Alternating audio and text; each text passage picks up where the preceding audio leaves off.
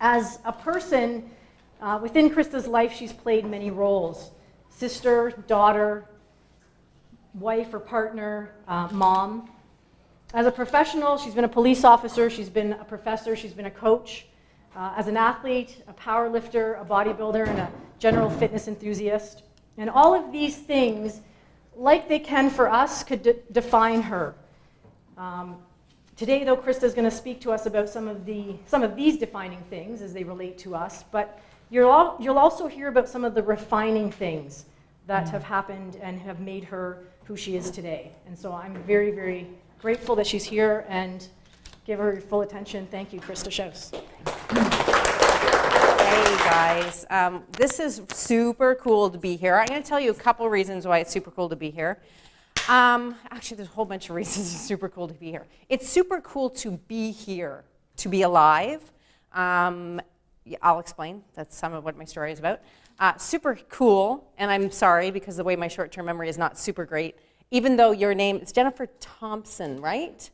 That's because she's been in my mind for about 10 years. She was actually my screensaver for a period of years where I switched over from powerlifting to bodybuilding. I had quite a few women, maybe 3 only, but you were one of them. And at one point in time, we actually looked significantly alike. Our arms, our hair, our face, we looked like sisters. So you have a special place in my heart, so it's super cool that you are here. Very cool. So, interestingly, I'm going to share a little bit of information about me, but first I wanted to kind of get a sense of you guys. Did you know that more people are afraid of public speaking than death? How many people knew that or have heard that before? Is anybody here very afraid of public speaking and be like, yeah, maybe I'd rather die than public speak? Maybe? Or a little bit afraid of public speaking? Cool. Well, I think that's a redonkulous statistic or fact because dying is significantly different than public speaking. You can have opportunities to public speak in your life to a whole bunch of people or a few people all the time. Attention is all on you, right? So if you die, you might be super old in your sleep with your wife or husband or partner of 72 years beside you. Lovely. Public speaking doesn't work that way. So let's just get that out of the way, right? Like, I don't understand that. But I can understand the fear of death somewhat because I kind of died 3 times. Kinda, sorta, maybe. In August 2014, I had a stroke. I had 0 reason to believe that I would have a stroke, 0 things that were like, this person could have a stroke. I was the complete opposite, okay? So everything I was doing in my life, the training, the supplements, the nutrition, my lifestyle, my sleep, all that stuff had nothing to do with the stroke. But it was a year later, after I had the stroke in August 2014, that I discovered that I had cancer, a super rare form. So I had a super rare type of cancer, which was endometrial stromal. So in the endometrium, in stromal, the muscle fibers, right? Of course. Less than 1% of all endometrial cancers are stromal. And it's a high-grade tumor, which means it can come back, it can spread all over the body. It's a bit nasty. So I'm super fortunate to be here for that reason. My cancer is also a less than 1% chance. So the fact that I had a stroke, the type of stroke that I had, the type of cancer that I had, one was a less than both were a less than 1% chance. So having a stroke as a result of the cancer, so that's why it happened, happens only 0.6% of the time. Having my type of cancer happens only 0.8% of the time. And I discovered through this cancer experience that I am one of the 3% of the population that has one main artery that goes up. So my stroke was on both the left and right side. So I'm super rare, right? I'm super fortunate, or maybe, kinda, sorta. Yeah. So that's a little bit of my story. That happened, again, August 2014 was when it all began. June 2015 is when I had the cancer diagnosis and I began the chemotherapy and radiation. And between then, I almost forget about, in May of 2015, I had surgery to remove what we thought was fibroids, which ended up being the cancer. So the fibroid surgery was supposed to be an hour, ended up being 3.5 hours. They had to elevate it quite a bit. Oddly, through all the things that I've experienced, that was one of the worst. Being in the hospital, surgery, you gain and lose 30 pounds. It's really interesting because when I looked my best, I'd lost about 10 pounds is because I was dying of cancer. So I looked super awesome, but for what? When I didn't feel or look so great, I was actually fighting to stay alive. So now I kind of see weight differently. None of us really care what we weigh. Nobody comes up to you and be like, hi, nice to meet you. You look like you're 167 pounds. High five. I know, right? But nobody does that. They're like, hi, nice to meet you. You look radiant. I love your hair. Like, that's the kind of conversations that we have. Your hair is so cool. Wow, you have big biceps. You squat what? Nobody's like, what do you weigh? But that's what's kind of cool about powerlifting is you have weight classes, right? So you didn't gain weight. I just went up a weight class. I didn't lose weight. I just went down a weight class. Yeah, I've been in a lot of different weight classes in my life. Yeah, we get that. So, that's one of my lessons I share with you today. Like being alive and being able to do this and just have these conversations matters way more than what size you are. But I'm talking to the wrong people. Like that's a lesson you guys already know. That's the beauty of powerlifting. Very accepting, loving. It doesn't matter if you're a 42 kilo class or a 142 kilo class. It's very cool what you do and everybody values who you are and what you do. So I shared with you my insanity of stroke, fibroids, cancer. I'm fortunate to say, I use the word fortunate instead of blessed or lucky, because that's the way my brain changed, which I'll talk about in that in a bit. I feel very fortunate to be on the other side. So I'm just on the other side. About 6 months ago, I could barely do 3 modified push-ups, and my best were 60 regular push-ups. I could still almost always maybe kind of sort of do a pull-up, which was super important to me. That was just important to me. And whatever it is that's important to you, that's all you have to remember. It doesn't matter what it is. It just matters that it is important. And it's funny because people are like, pull-ups, like who gives a crap? It's not about the pull-up. It's not about the squat, right guys? It's not about the deadlift. It's not about the total. It's not about any of that. I understand that exceptionally well.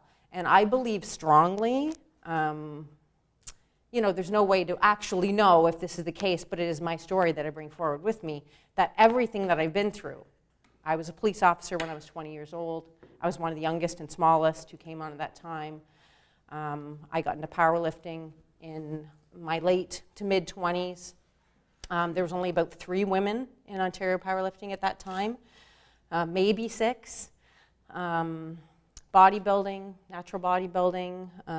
It was our goal to bring in the more feminine poses, and it was ironic that bodybuilding no longer exists apparently after I competed in the Arnold's. I was not the winner, I came in 5th. The winner was exceptionally elegant, but it's just what interested me. So again, it's not about the sport, it's about what you bring to it. But it's just what I love doing. It's just who I am. It's what I am. I've been back to work for about 3 months. So 3 months ago, it was hard to be online for 3-4 hours at a time. 6 months before that, it was hard to do 3 modified push-ups. But then a few days later, it was 10.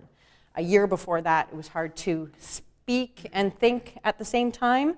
So when Frances and I met, I was like, man, this woman is dynamic. Oh, slow her down. What the hell? And about 6 more months before that, I couldn't drive. I couldn't take in, it's interesting, people think, oh, you couldn't drive because you're a bad driver. No, I could see everything. I could take in everything. Even now to this day, I can look out my window and I can see not a moth, those bugs with you can see through them, fireflies, dragonflies, thank you. I can see a dragonfly literally half a kilometer away on a tree. And I'll take a picture to show my husband. He has a great camera like this. I'm like, click, click, click, click, click. And I'm like, do you see it? No. Forward, forward, forward, up, up, up, up. Oh yeah, now I kind of see it. Well, I can see that now. I can see a bird in a tree a mile away. So that's why I couldn't drive, because my brain would just take in everything as if it was all the same. So that, the thing that you drink of, your hair, the guy at the back, everything had the same magnitude and the same visual reality to me. So that's why I couldn't drive, because I'd be like, bird, oh, stop sign, oh, tree, oh, car. So I'm very much like Dory. She's pretty awesome, right? Yeah. So my short-term memory loss as a result of the stroke when I had it assessed about a year ago was 1% to 2%. So Dory, I was actually Dory. Now it's probably 60%. I haven't had it assessed, but I can just tell. I get all excited and I'm like, I'm cooking and talking on the phone. Isn't that amazing?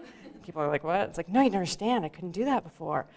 So it was hard for me to multitask. Exceptionally hard, not exceptionally hard still, pretty hard still for me to multitask, which is why I have to close the door and why I have to get you guys up. Because if you're further away, and if there's people walking through the door, it's just a little bit too much for my brain. And I have to be considerate. I'm like, thank you, brain, you're still here with me. Let's do things your way. So 1% to 2% short-term memory, probably about 60 right now. What a lot of people don't know is 90% of everybody who has a stroke has a physical impairment, significant physical impairment. Does anybody know anybody who's had a stroke? Right. Yeah, so physical impairments are very much a reality, and in all sorts of weird ways. The brain is absolutely incredible, but when things don't work, things don't work. 30% of people who have a stroke die, so I was also very fortunate that way.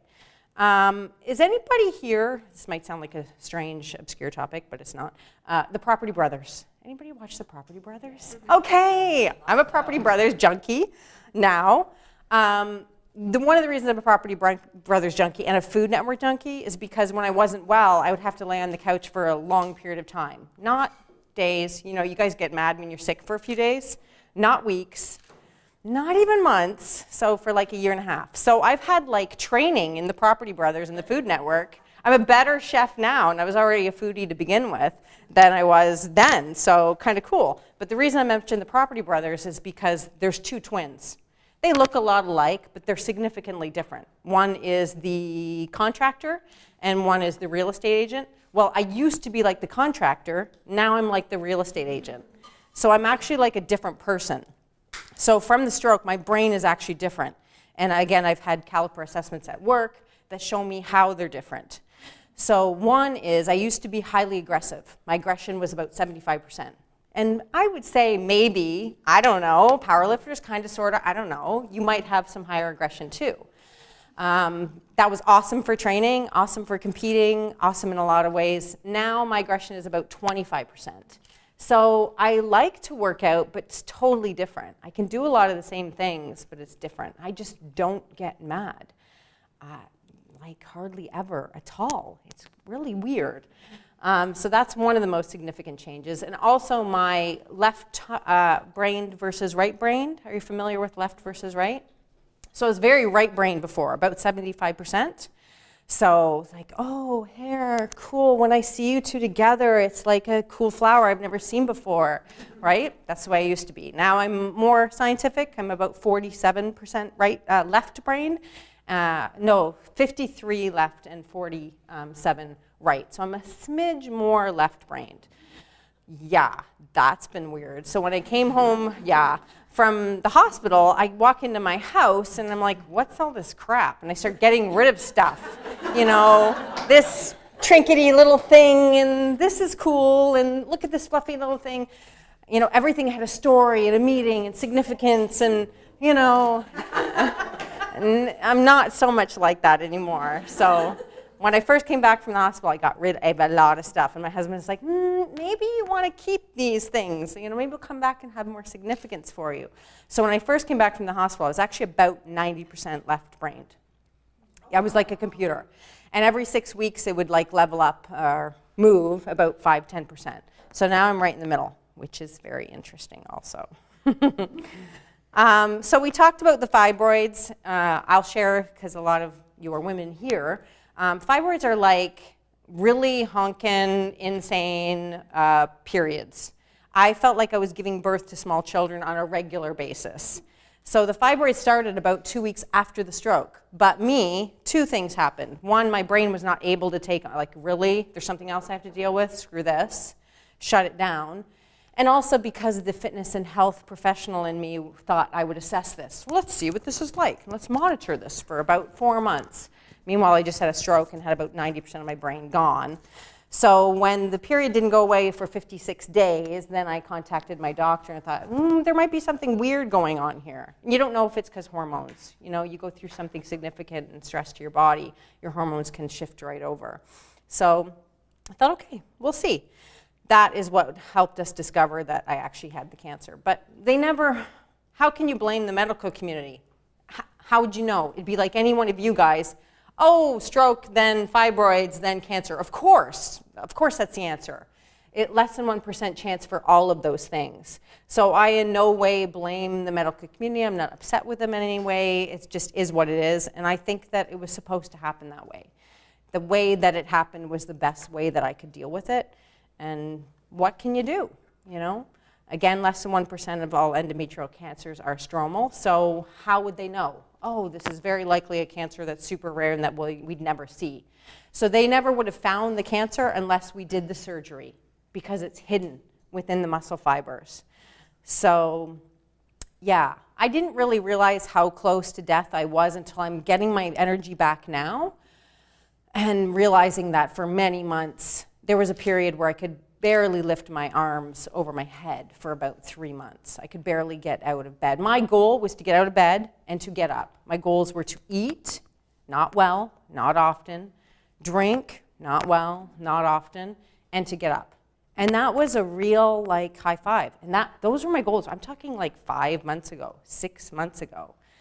You know, if anybody would saw me 5 months ago to a year ago, you would be like, wow, you're coming along. You're getting there.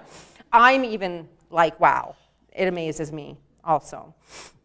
Just to give an example of how my cancer was one of the harshest, in no way to be like, oh, my cancer was worse than your cancer. Screw you. My squat's better than your squat. No, it's nothing like that. I just like to share, and it reminds me. When I had my chemotherapy, I had to wear ice on my hands and feet. And my chemotherapy was like for 2 hours. That was like the worst ever. So people are sleeping, talking to their significant other, maybe reading a book. I'm like, I got this, man. It's all good. Yeah, I got that. It's kind of like going up for a deadlift, right? Yeah, I got this. Yeah, and post-radiation, again, you know, not being able to do 3 to 5 modified push-ups. It's interesting. It's like, you know, the strength is there, it's just not there. It's like pulled away from you versus you never had it. It's the weirdest feeling ever. But literally, once I did that, then I could do 5 full push-ups 2 days later, then 10 full push-ups. I was super happy that earlier this week I did 22 full push-ups. That's a big friggin' deal. So maybe a month from now I'll be able to do 30. Again, it's not about the push-ups. It's so not about the push-ups. You guys get it, though. You understand what I'm talking about. And my motto is because I can. And when I say because I can, you know, the hashtag, no, I actually mean because I can. So when anybody asks you, like, why do you do this? This is so crazy and so weird and extreme. Because I can. And if this kind of stuff happens to you, whatever, you might have a house fire. Your relationship may break down. You may have to change jobs. You may have to move. Something horrendous might happen to your son or daughter or brother or sister. You have the strength. You're building the strength to get you through. So the physical strength, which carries over into the actual strength, emotional, intellectual, and vice versa, that's why you guys are doing this. So if you ever have a moment, you know, where people are questioning you, just tell them, because I can. And you actually mean that.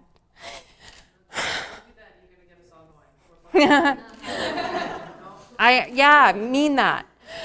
You know, Francis will often say, like, I will lift as long as I can, or I will always lift. I understand what that means.